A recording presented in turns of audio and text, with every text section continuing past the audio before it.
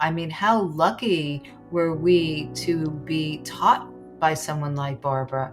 And she just kept pushing me and pushing me and pushing me. And she always wanted the best for me. I mean, just your stories alone, Rachel, what you had seen and learned about how Barbara Walters would put together an interview. Do you remember any call that she was on with somebody who was like uber political, important, or huge celebrity that you were like, oh God, like don't move? It was just all of that. It was constantly that. I knew that there had to be a level of trust because we did hear it all. So this interview you're about to watch is with Lori Klein. She was Barbara Walters' makeup artist for over 29 years. Not only was she her makeup artist, she was also her friend and confidant. When you are in this public space, there are very little people that I feel like you can trust. And Lori was definitely somebody that Barbara did trust. They walked to work every day to the View through Central Park, and they traveled together and spent a lot of time together. And it's just was so great to see their relationship. And every time that I would walk into Barbara's studio or her dressing room and Lori was there, I knew I was in a safe space. I didn't know something. I knew that I could say, hey, Lori, what do I do? And she was always there for me. She always had my back. And there's not that many people in this world that would be there for you in that way, right? A lot of people are just like, sink or swim, bud. And she was never like that. And so I'm so excited to get to introduce you all to Lori Klein.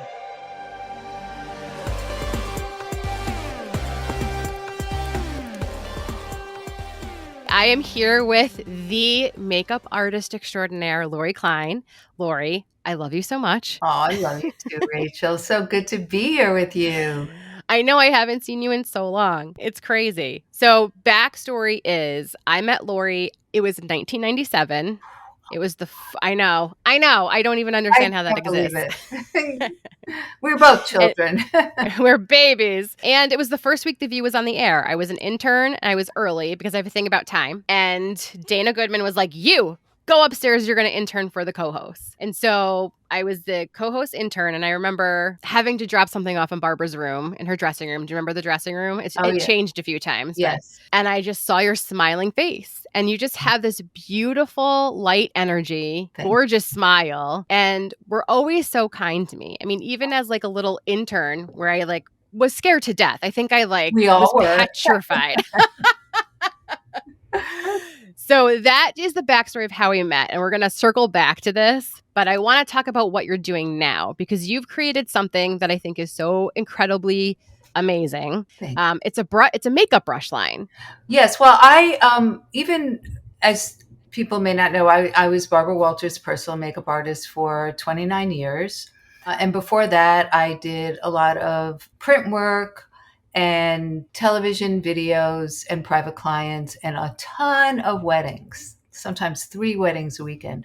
And I started my own private label makeup line because I had an idea for packaging, which I never did. But because I did a lot of lessons, it was very convenient to have the product for people to buy for that instant gratification that we all love when we're doing our makeup.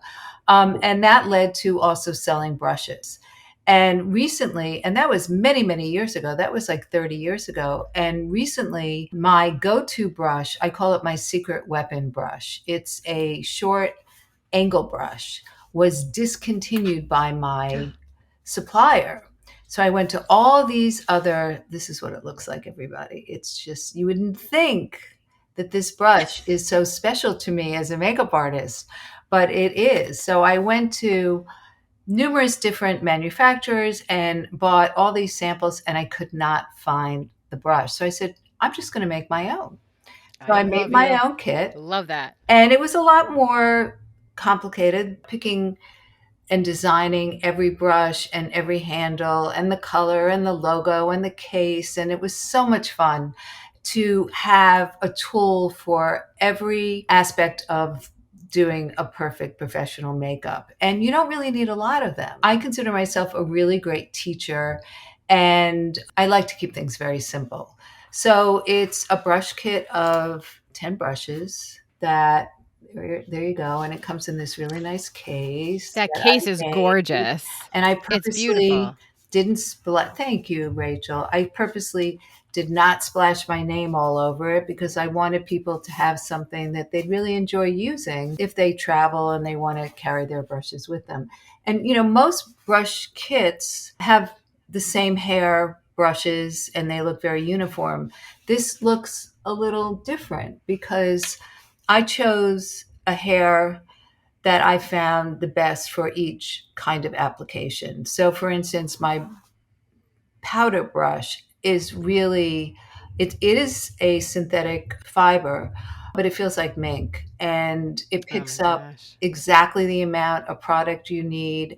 And when you put it on your face, it just blends like you don't have to do anything. So I do have my name on the inside of the cover. There you I go. love. Got to know where it comes from.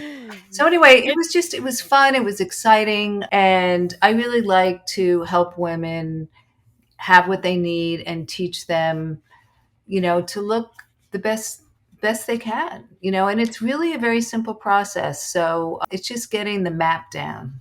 Do you have tutorials on how to use each brush? I have been working on that, and on my Okay. Instagram account at Lori Klein Makeup, there are a lot of them. My website is Lori Klein Cosmetics, and they will be uploaded there soon as well. So So my other question is, had you ever thought about creating your own line of makeup, even if it's just a foundation or a line? Because the way that you utilize makeup is literally like an artist. I would watch you put on makeup every day when you were doing Barbara Walters makeup, and it was fascinating to watch. And it was my first introduction to a hair and makeup team, if that makes sense. well, And you I did an do. impeccable job. Thank you so much. I do sell all kinds of makeup, including foundation, like you mentioned. And I don't know if people out there know about makeup manufacturing. There are people that put their name on private label cosmetics that come in various packages. And the way I started was picking from about six, believe it or not, different manufacturers because I'm very picky. So I buy mascara from one, eyeshadows from another, my foundation from another, and combined all of them to make my own line. I only sold it to people that sat in my chair for the convenience of giving them personally what I thought was best for them. Now I am going to be selling it on my website You are? piece by piece as soon as I get it onto my website. That's amazing. Yeah. Okay, that's going to be incredible. But I have not gone to, in order to actually manufacture your own makeup and work with chemists is in a very different endeavor. You're Mhm. talking about millions of dollars of, manufacturing and packaging and all of that. And because my life as a makeup artist was so busy, and we can get into that, what a Oh, we're going day to. or a week was like. There was never any time. Barbara she used to get so upset with me. She'd hold up a newspaper with a picture of a makeup artist's line and saying, "This should be you." And I'd be like, "You don't understand. I'm with you all the All the time." time. It's a full-time job to have, a makeup line like any other business. Mhm.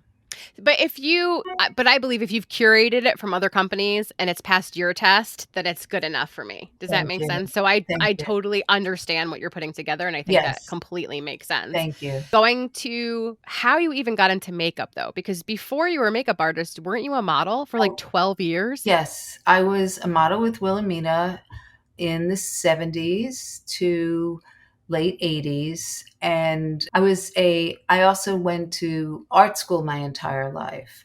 And it was while I was modeling that I started doing other people's makeup just for fun because I love doing makeup.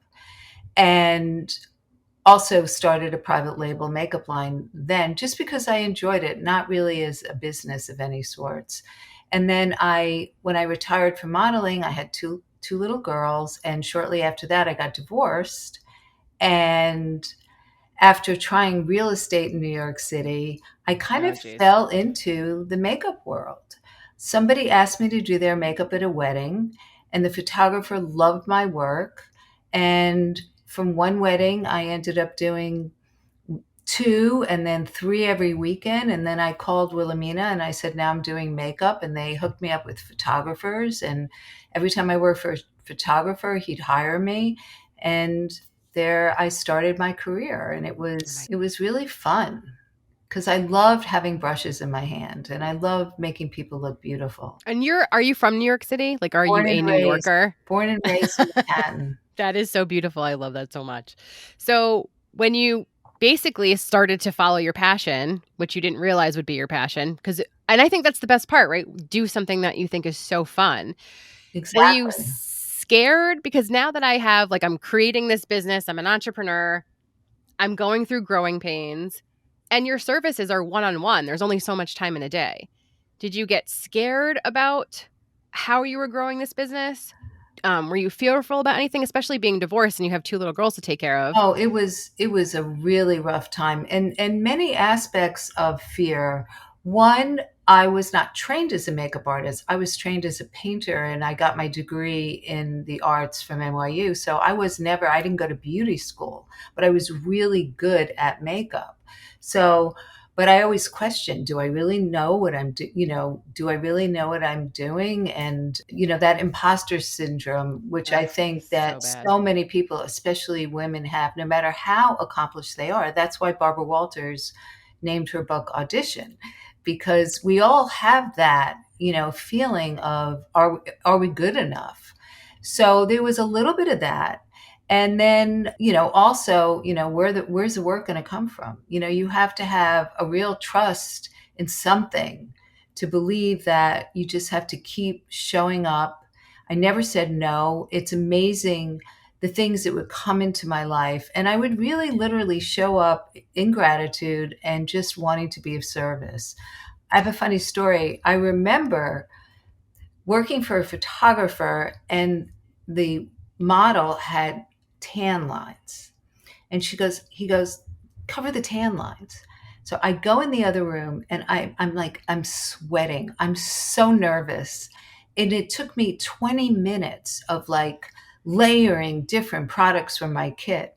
And I got it done, but if that happened today, it would have been 2 minutes. I would have known Right. exactly the product to go to, exactly what to do. And, that's what experience does help with, is all the things that you've never done before and learning the best way to do them. But I also think having that art degree is why you're so unique because you understand positive and negative space. You understand what contrast is for the face. You really studied the face. And so Yes. that's why I think your makeup and the way that you apply it stands out from everybody else because you Oh, have a completely different theory about it than other people do. well, it's so amazing that you should bring that up, Rachel, because years ago I was going to call my makeup line Symmetry. Because when I look at anybody's face, male, female, child, whatever, I see parallel lines. I see a graph. The same way when you're a little kid in art school and you learn how to draw from the distance and you draw all those lines and they come together to a point depending on where you're standing. So when I teach people how to do makeup, it's all about creating the most symmetry in a face. The more symmetrical someone is, the more attractive they are. Now, that's not to mean that you have to be perfect looking. Nobody who sits in my chair is perfect. We just want to use makeup to balance and create as much symmetry as we can. For instance, one of my eyebrows is much higher than the other. So when I'm applying makeup, I treat the other one with a pencil or a powder with my fabulous eyebrow brush, and make it a little bit higher. You can make your lips fuller. You can chisel out the cheeks. You can lift the eyes. It's all about keeping parallel lines even and being aware of these things. And that's what I teach when I do lessons. And it is like painting. I love that. I can't wait to see the videos of you showing us how to apply it and to use the brushes because I feel like the way that you're going to present it is completely different than other people. So I think that's like, oh, I'm so happy that you're doing that. Thank you. So bring me to meeting Barbara Walters. How did you come into her life? I think we all have a meeting Barbara Walters story. Well, I'll tell you mine. You tell me yours well, first. I did touch on that whole thing about trusting in something in the universe. And it was interesting because early on, when I got divorced and I decided I was a makeup artist, the most important thing I can tell anybody starting out is do what you are. If you're an actor, don't wait around for that big part. Go act in a play. Act with your kid. Do act. If you're an actor, act. If you're a producer, produce. So I just kept doing my makeup. Everybody was saying, Lori, I have a job for you. And they were trying to give me jobs because they knew that I was trying to build this career and I needed to support my children. And I'm like, no, I'm a makeup artist and I will work as a makeup artist. So I was living on the Upper East Side and there was this really cute gay guy who lived in my building. And we'd always say hi to one another. And one day we were in the elevator and he said to me, what do you do? And I said, I'm a makeup artist. What do you do? He goes, oh, I'm a hairdresser. And I said, give me your card. I'm always looking for hairdressers for weddings. He goes, oh, no, I don't do weddings. I do Barbara Walters and Kathy Lee. So he says, give me your card. So he started recommending me to his clients. And then one day, out of the blue, and this was obviously Barbara's hairdresser, Bryant Renfro. Which, by the way, I can hear him saying all of this to you. I can, like, as soon as I was like, oh, I can Oh, and literally see him saying this. he was so cute. But anyway, so I worked for some of his clients. And then again, somebody coincidentally, I did something very nice to this woman, not knowing that she was a public relations person. She had her own firm. I helped her out with her little boy once at a movie theater. And then by coincidence, and I don't believe there are any coincidences, she ended up being a friend of a friend and she ended up writing an article about me in Avenue magazine, which kind of goes to the Upper East Side buildings in New York. And Barbara saw the article and said to Brian something like, do you know this person? And anyway, her makeup artist didn't show up one day. She was always late and I filled in. And that's how it all started. Oh my God, that's beautiful. Yeah. That is the best story ever. I love that. That's like, and those, how many synchronicities just to get to that space? I That's mean, incredible. one after another after another. It was meant to be. Yes. That's insane. Was Bryant like, do I know her? Right. She lives in my building. Oh my God. And he I had love been that so much. recommending me so he could vouch that, his clients like me. So, So when you first met her, how were you not shaking the whole time? Because I was shaking. well, I could, like, how do you apply makeup on your life? well, that has happened to me where I've gotten so nervous where you do start to shake, but not in many, many years since I've matured a little bit. But Right. yeah, and Barbara had a way of making people, that intimidation. And it could be very intimidating. I went to her house and, I always watched her specials and I knew who she was, but I've just never really been like overly impressed by celebrities. Me And too. to me, she was just sort of like another mother of the bride to me. And I knew that I was really good with the mothers because I always made them look fresh and young. And so I just did what I do. And I kind I of let love it that. go and didn't know what was going to happen. Never imagined that I would end up replacing her other makeup artist. Well, not just replacing her other makeup artist. I remember you would walk with her every morning through Central Park to get to Yeah. the show. I mean, that's huge. Yeah, Just to no, have that time with her. no, we were very, very close. I remember the first time I took a trip with her. We were doing a woman who was imprisoned, and I'd never been to a jail before. Barbara did many interviews with people in jail. But what stands out the most was being comfortable in silence with someone. And that was, Barbara really respected people who gave her space and her quiet. And when you're nervous or uncomfortable, the instinct is to chatter. And I could be a really good chatterer. I'm really good at it. I make people feel comfortable. And, as you do, you talk, you interview people, you know how to talk to people. But instinctively, I knew just be quiet. And that was challenging for me to just sit with the silence with someone else. And she really appreciated that. And we grew to really enjoy each other and our time together. And we could sit in a car or on a plane and have fun just being there and being quiet.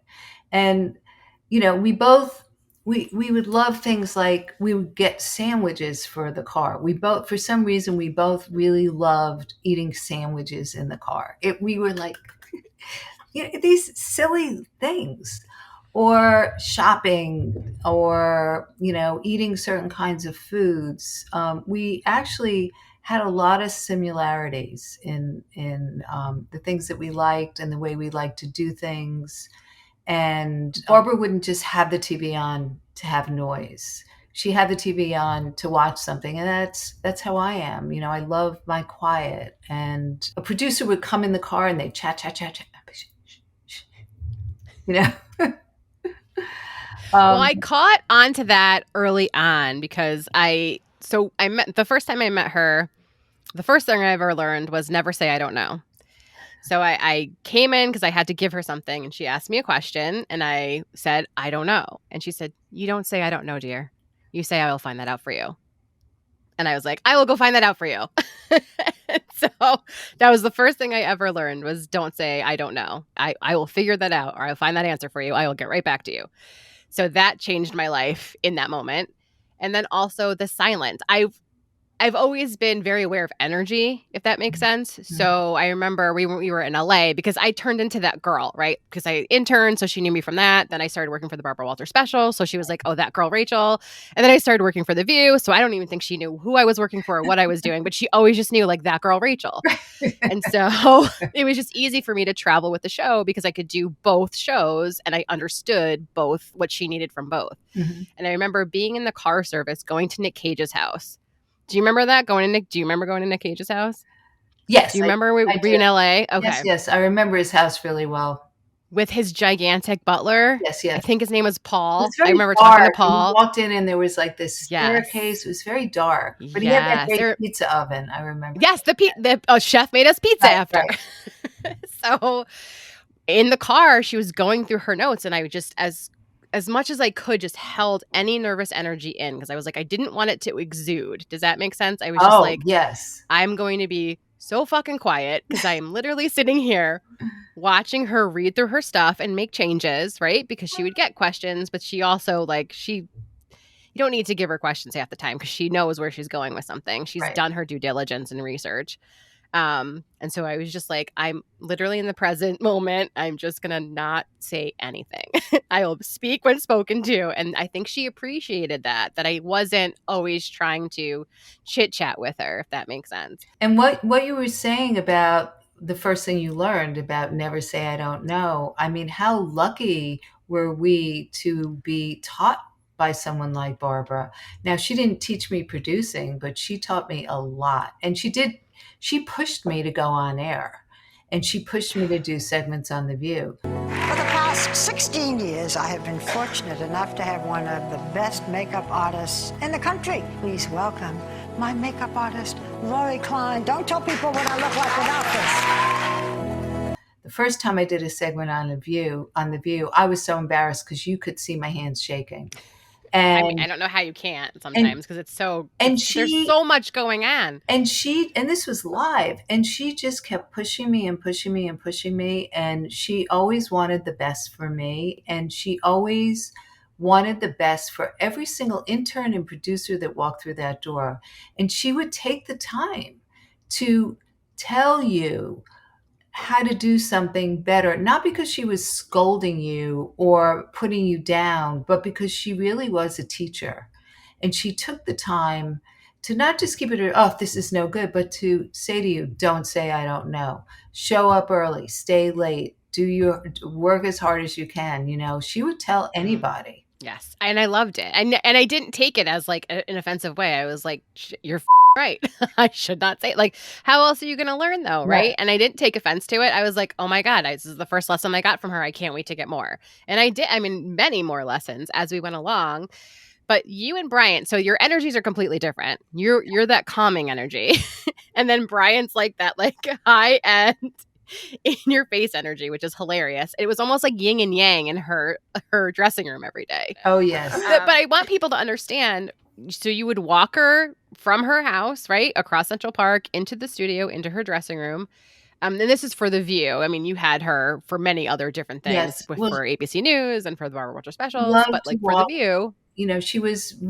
Barbara was, really loved to take care of her health. And she had trainers and did Pilates, and walking was really important to her, especially as she got older. So the plan was her car, before picking her up, would pick Brian up, then pick me up, and then we'd go to her house, and she'd put her sunscreen on and her comfortable shoes, and we'd walk through the park. And it was really, again, that no talking, really, maybe a little bit, just, being together, being out. It was just so nice. And then, after she retired from The View, Barbara and I would do that walk just to do the walk. So that was Oh, really nice. that's beautiful. Oh my God, that's beautiful. Yeah. So what I don't think people understand is when you're in that space, in her space, she's working constantly. She's not just working on whatever the next segment is or that show that day, which, by the way, do you remember these books? Oh, yes. It was always like, "Where's the red book? Oh, Where's the book?" yes. I think this is the one from LA. I had her People, sign it I because mean, I mean, just your stories alone, Rachel, what you had seen and learned about how Walters would put together an interview and edit in her head in her head, yes, before it was absolutely. even on paper. And that whole process of research, which I'm sure you were a tremendous part of, Yes. and the organization of that research, and the organization of the cards, and Mhm. paring them down. It was incredible, but you guys would have to do your work around her doing all these things, right? Because Yes, you have to talk to somebody through a mirror usually because you guys are in yes, the middle of doing something. If she'd have to be on the phone, you'd have to be like, or pause sometimes, right? yes, And then I don't think a lot of people know this. Yes, there were bookers on each show, right? For ABC, for the specials, and for The View. But if she didn't feel like she was going to get the answer she wanted, you will get a phone call from Barbara Walters. She had no problem calling herself to get a guest on. And I yes, loved that yes, because it wasn't just, hey, let's outsource this to somebody else to do it and rely on them. She wasn't going to take no for an answer if she really wanted something. And absolutely. she was absolutely willing to make that phone call to whomever she needed to. And you were in that room a lot of the times for a lot of those phone calls because you're in the middle of doing makeup and hair and trying to do all the things and trying to work together on a timeline too, which I can't even imagine. So if she's in the middle of a call, it's like everybody just just stops and is quiet. It's got to be insane. Do you remember any call that she was on with somebody who was like uber political, important, a huge celebrity that you were like, "Oh god, like don't move." It was just all of that. It was constantly that, Mhm. because it was always working on the next thing. So it was always like hearing about, oh my God, I will never forget. The Monica Lewinsky news broke. We were interviewing Bill Gates, and I walked into her room early in the morning, and she started telling me what was in the news. And, it was just constantly, hearing the latest and what she was working on. And you knew that there had to be a level of trust, because we Yes. did hear it all. Early on, one of her colleagues asked me to work for them, and I don't know how I knew to say no, because of course, I was struggling and just starting in my career, and it would have been great to have another client, but I said no, because I knew that if I was going to be with Barbara, I needed her to know that I was there, loyal Yeah. to just her. And that was very, very important. The only time the commotion really got to me was we went to LA in the middle of the night when the OJ trial was breaking, was, the verdict was coming in. Mhm. And we were in this hotel room, I think, watching, or backstage somewhere. I don't really remember. It's hard for me to remember all the details of all of it. And I'm standing next to Kaylin, and we're hurrying and we're all just like exhausted and all over the place. And I turn around and I get lipstick all over Barbara's jacket. And she's about to go live. And this has never happened to me before. And there's like a streak. Oh my god. And she's like, darling, don't worry about it. Like, I, I couldn't believe it. I was so devastated. I was like, oh my God, I'm going to get fired or something. She was like, don't worry. Oh Because it my wasn't it god. wasn't important. What was important was getting on there and reporting on the verdict. But Did she wear the jacket with the stain or did she she did. take the jacket She off? did. Oh my god. Yes. And I love that she didn't make you feel any worse than you were already feeling, because it's Yeah. like, "Oh my god." Oh my god, Lori, I probably would have cried. Yeah. That's why she still kept you, because you Yeah. didn't. You kept your composure. You're like, "Okay, I let's do learned this." to. Yeah. It can be a chaotic life, and the daily thing is you're literally at her disposal whenever she needed you, which I think she appreciated that time you guys gave her. Yes. You both were really talented at what you do, you and Bryant. Thank And to have, I don't think people understand why people have long term hair and makeup artists. It really is not just a client relationship, it becomes a friendship. You become a confidant. You're also like the first line of defense, right? Like you guys were the first ones I met before I even met her. Right. And generally, like it was you guys that would let us know what the temperature of the room was like, so to Oh, speak, yes. right? Like, Yes. are we in a good mood today? Yes. Is everybody stressed out today? How are we approaching the situation? And I appreciated that. I think everybody did. Yes. That, like, oh, just grab Lori and ask her if everything's okay. Or I would ask you, like, hey, what am I supposed to be doing this? Or like, what am I supposed to be doing right now? And sometimes it was just wait, and she Right. will tell you. Right. Just be calm, and it's fine. Even if it was just like waiting for her lunch order. I think when we went to LA the first time, I just got her everything on the menu because I was like, we don't have time to like have her tell me and then go get it. So I was just like, I'm just going to have everything Smart. ready so she can pick whatever she wants and then we'll all eat whatever's left over. I kind of remember Because it was just that Yeah. situation. I was like, I think I got one of everything. What do you want? Smart girl.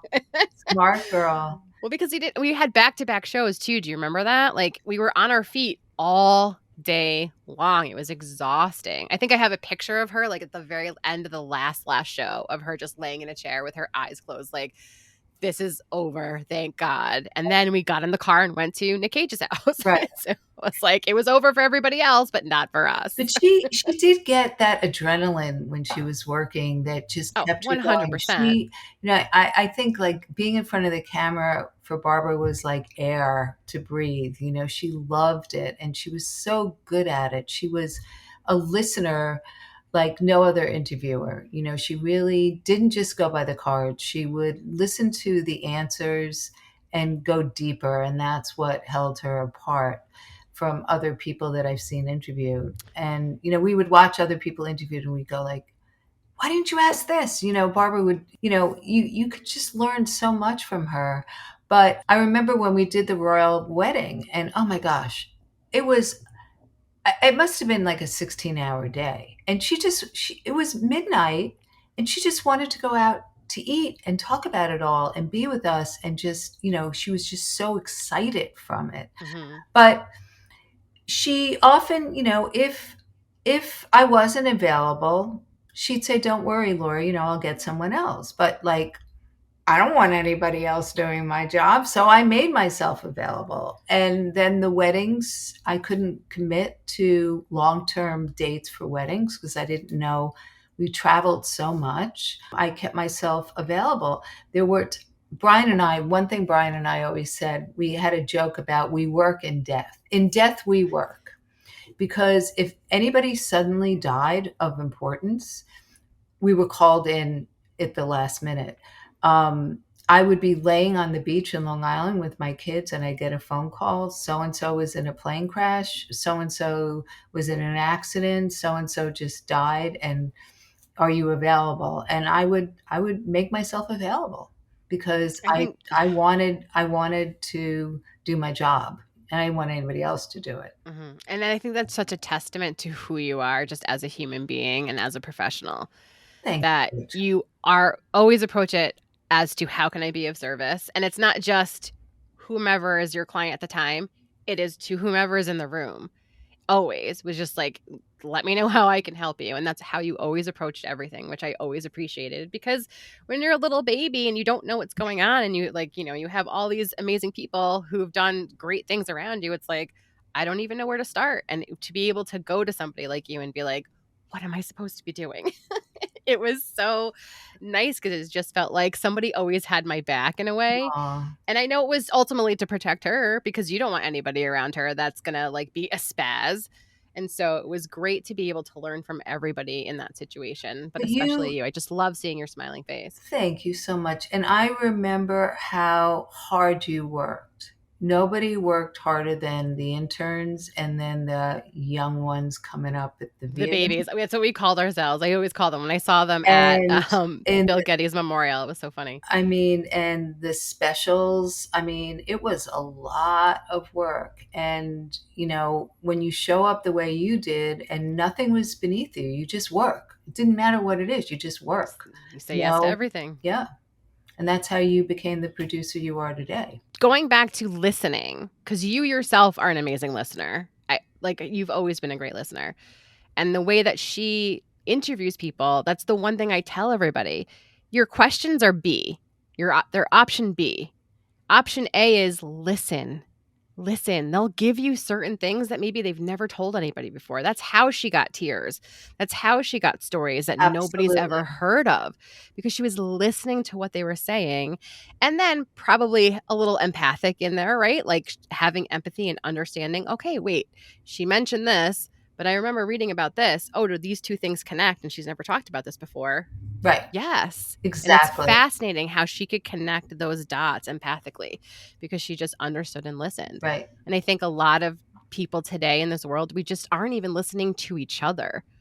We're just spewing it out, and we're just not in that space of, hey, maybe if we just listened a little bit more, the I world would be a better place. agree more strongly with that. And there's so much fear and insecurity that it's people go within and they're so worried about, what they're going to say or how they're going to react that they're not listening Yes, and they're not paying attention. And it's a shame. it is a shame.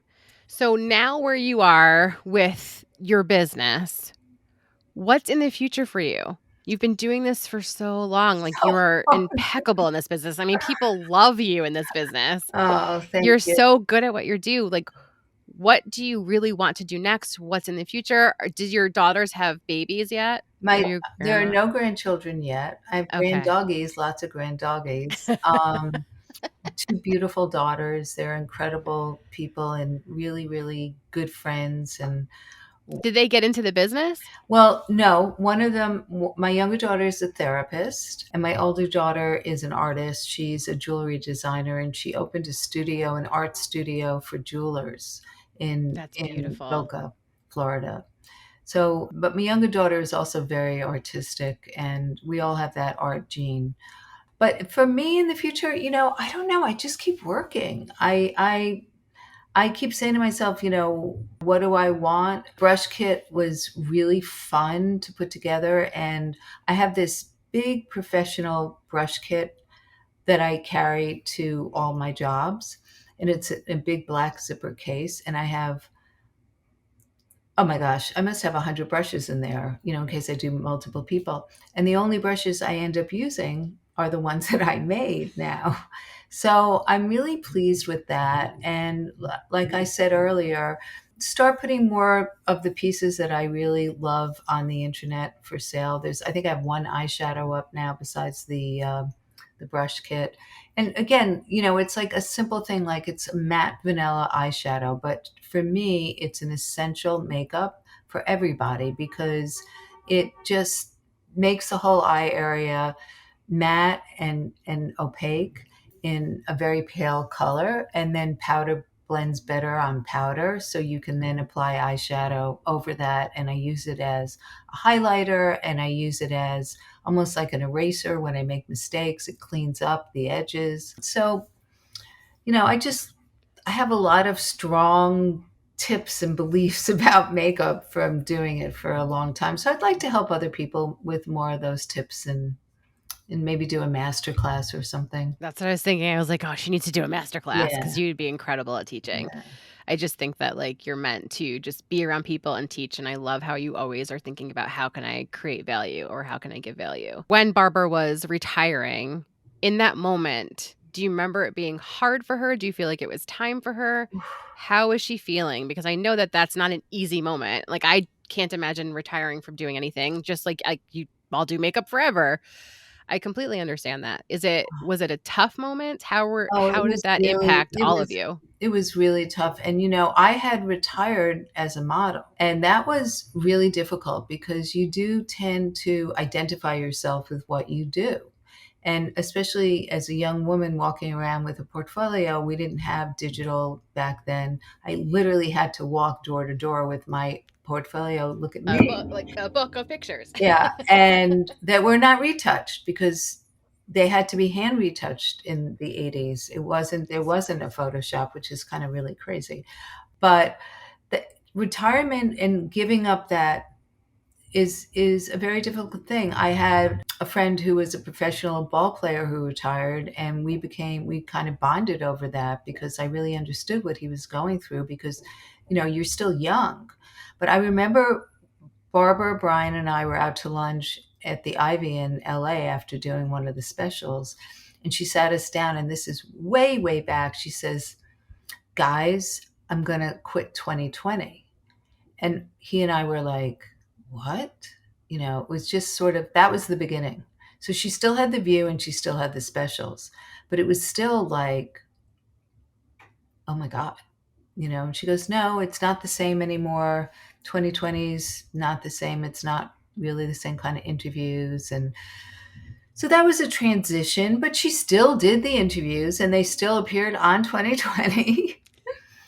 And then, she talked about quitting the view and, you know, slowing down on the specials. And then, of course, we call Bill Getty and say, "Let's do one more." You remember that. Let's do Yes, I one remember that more. conversation. One more. Okay, one more.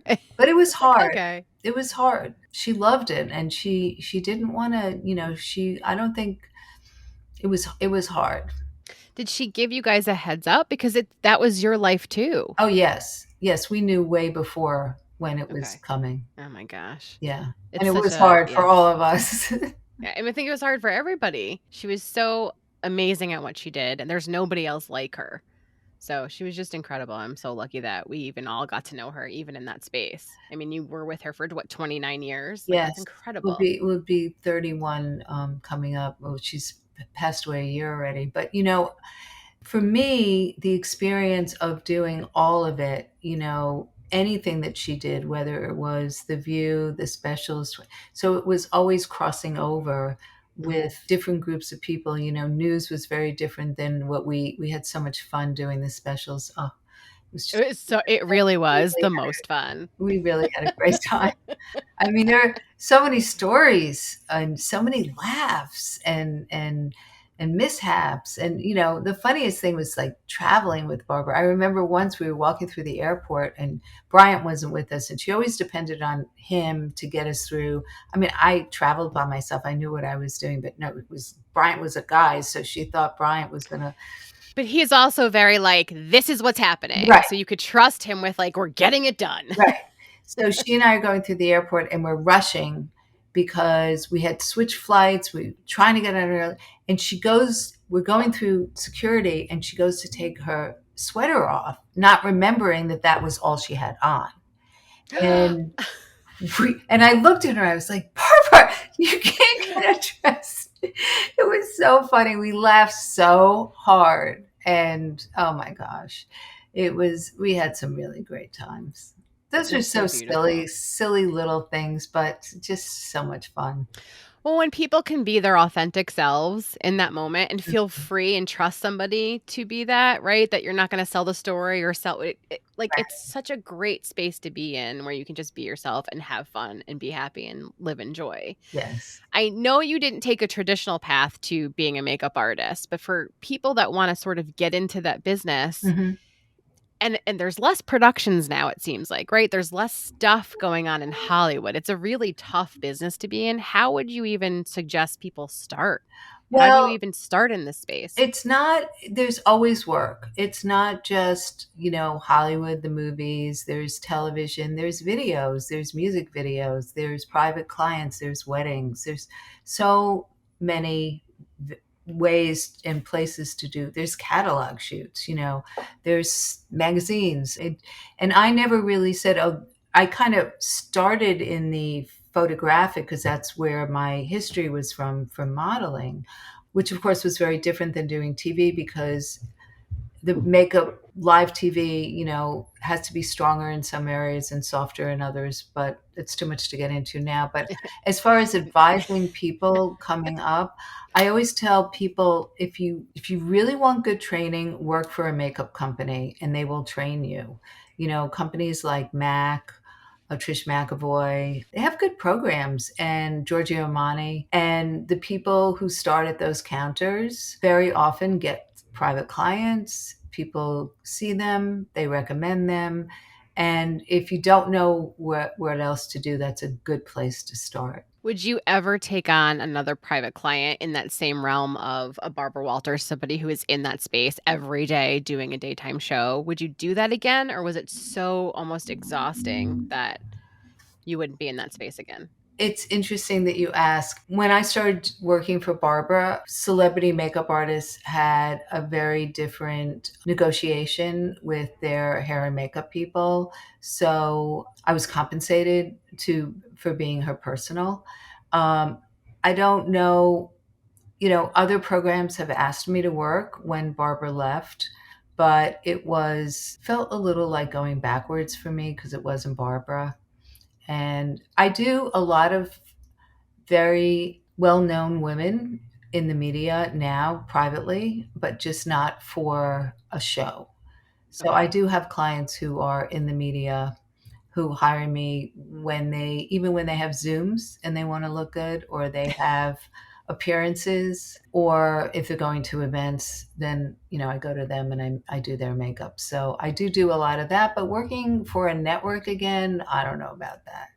It was a lot of work. It I was. mean, you guys worked really hard It was. because you're the first ones there and the last ones to go, Yeah. right? It was constant. So if people want to buy the makeup line or the brush line, we're starting with the brush line. Yes. It's LoriKleinCosmetics.com. Correct. If they want to reach out to you to book you, do they book you through the website or are you You can just reach through? me you can reach me through the website or DM me on Instagram or Facebook. Okay, perfect. I love you so I love much. you, You're Rachel. so You are amazing. so amazing.